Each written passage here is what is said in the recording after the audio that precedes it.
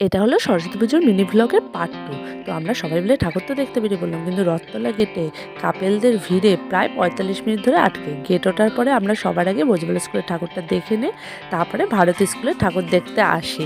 ভারতী স্কুলে প্রত্যেকবার কিন্তু সরস্বতী পুজোয় একটা নতুনত্বের ছোঁয়া থাকে। এবারও দেখো বাঁশের ঠাকুর করেছে, আর এখানে কিন্তু ফুড ফেস্টিভ্যাল বসেছিল। তো সেখানে এসে সবার আগে আমরা ফুচকা খেয়ে নিই। ফুচকা খেয়ে নিয়ে এবার একে একে অন্য অন্য খাবার ট্রাই করি। ইচ্ছেও দেখো ওখানে ফুচকা খাচ্ছে।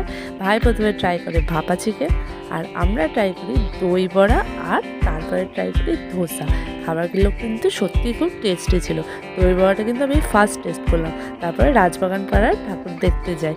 রাজবাগান পাড়ার ঠাকুর থেকে আমি আর ভাই ইচ্ছে কিনে বাড়ি চলে আসি। আর রাত্রেবেলা খেয়ে নিই রোল, আর এদিকে হচ্ছে পাপা ওর জন্য কেক আছে, ও সেটাই খাচ্ছে।